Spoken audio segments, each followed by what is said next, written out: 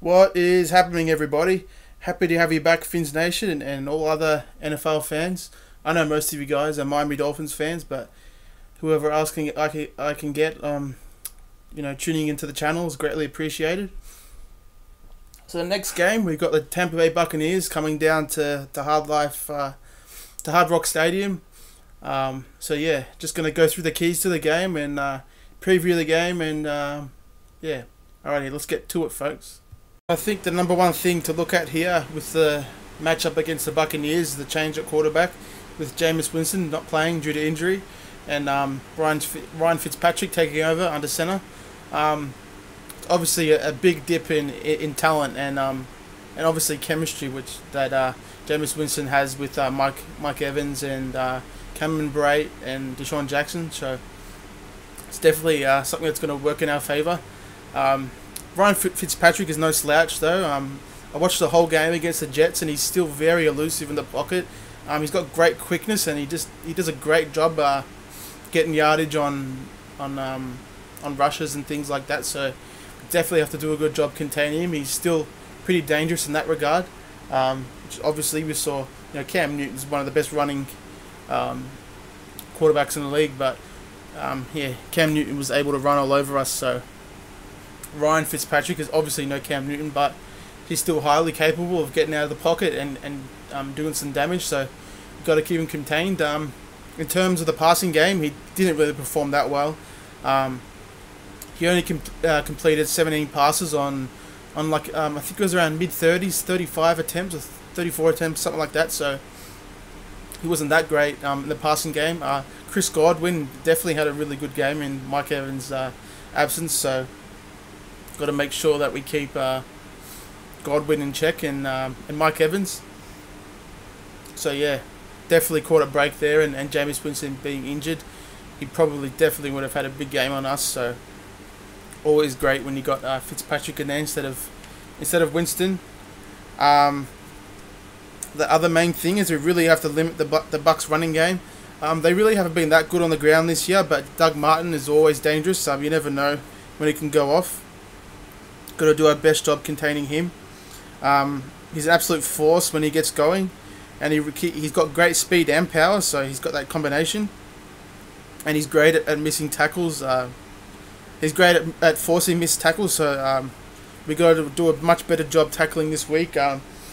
We started out the season tackling really well when Timmons and Alonso were playing together, and especially with Maualuga too. But I don't know what's going on the last 2 weeks. Like, Alonso's been missing tackles, and Timmons hasn't really been missing tackles, but the other guys that most of the time are solid wrap-up guys have been missing tackles. I don't know if that's due to fatigue or what it is, but hopefully we can do a good job of containing the run game. We started off well in the Carolina game, but as the game went on, I don't know what it was, but they just ran wild on us, so we really got to contain their run game. If we contain their run game, I really don't see Fitzpatrick throwing for something crazy like 300 yards or something like that. So we really got to do a much better job at the front seven, containing the run. We really got to be on our game this week against their tight ends, Cameron Brate and OJ Howard.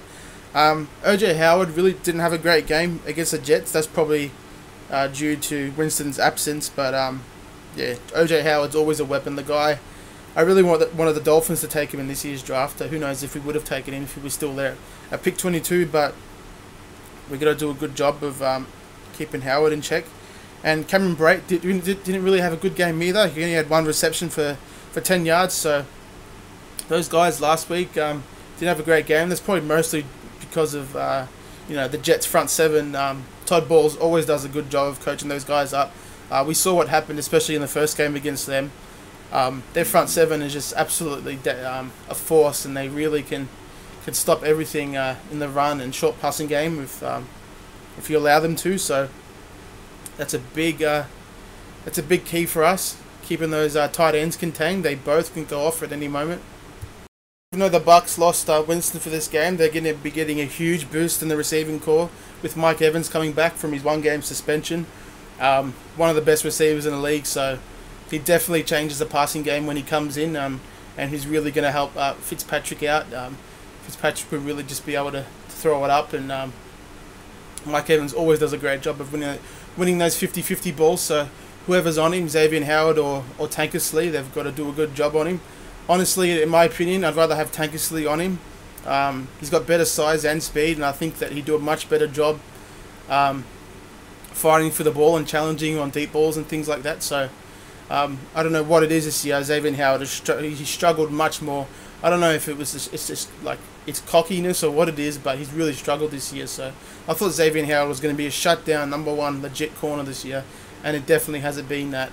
He has competed and played well and played with physicality, and he had a good job against Atlanta, against Julio Jones, limiting him to 4 receptions. But Mike Evans is definitely a big boost for the Bucs, so really got to keep an eye on him. He's definitely going to help out the whole offense, especially the run game.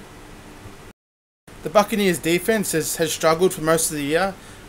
You would think that they'd be performing much better. They'd be top 10 in the league, especially with players like Gerald McCoy and Levante David and Quan Alexander, and formerly the former Dolphin Brent Grimes. But it just shows that if the defense doesn't play as a team and aren't communicating properly and aren't executing the scheme, anything can go wrong, and teams can put up points on you no matter who you have out there. So the Bucs have had an even worse defense than us.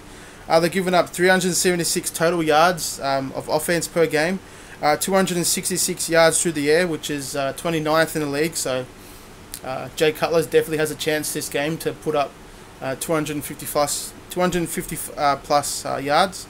And on the ground, they're giving up 109.9 yards on the ground. So they're 14th, so middle of the pack. So they're doing a pretty good job of stopping the run. So we're definitely going to get that short yardage passing the passing game going, especially with Kenyon Drake and Damian Williams.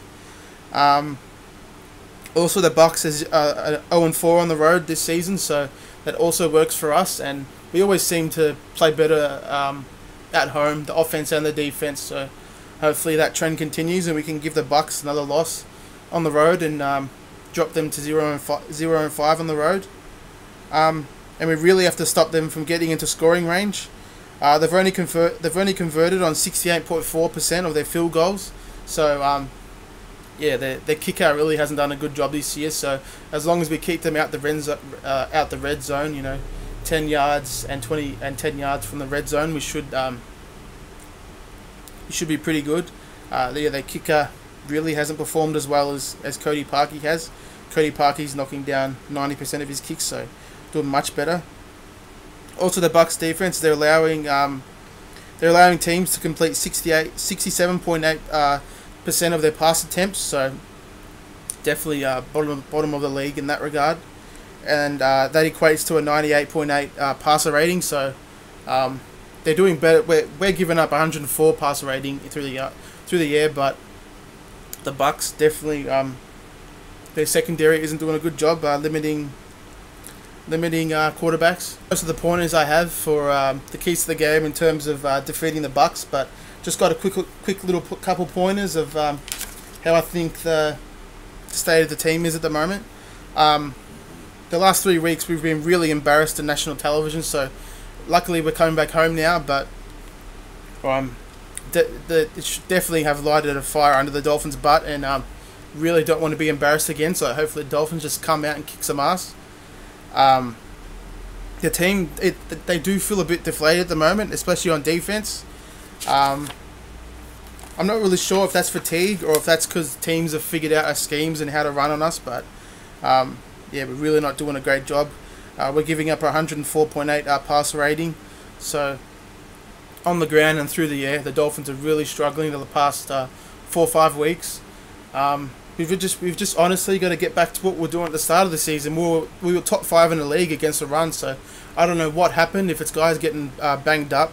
There's a couple of guys dealing with injuries at the moment, like William Hayes has got a knee injury that really has looked like it's slowed him out there, but that's definitely a factor. Andre Branch definitely has been a bit banged up, and Ndamukong Suh, you really didn't see it last game against the Panthers, but he's also a bit banged up after that that big knock he had against the Raiders. But the guys definitely do look a bit banged up out there. That's probably the reason, because we've had 9 weeks in a row of games. So Kiko Alonso hasn't really showed up on the injury report, but I really don't think he's playing at 100%. He really doesn't look like he's flying around the same out there, missing multiple tackles. And to start the season, he was an absolute force. He was just demolishing running backs and wide receivers and tight ends, and he was covering extremely well. And I don't know what's going on with him. A couple of weeks ago, Jared Cook was just going absolutely haywire on him. So, and also against the Panthers, he missed multiple tackles. So hopefully Alonso gets his head and his body right and gets back to how he was playing. He was one of the best linebackers in the league for a good 3 weeks in a row. So really want to see him get back to that. But like Gay said, we've really lost our way at the moment. It's definitely a great game. This is definitely what we needed at this point in the season. A 3-6 team like the Bucs definitely can get back on track on offense and defense. So hopefully we can win this game. I'll see you guys in the next video. Might be doing a news video or something like that, or a film breakdown. I'm not really sure yet, but I'll see you guys in the next one. Alrighty guys, hoping for a win this Sunday. Let's get this win, baby. Fins up.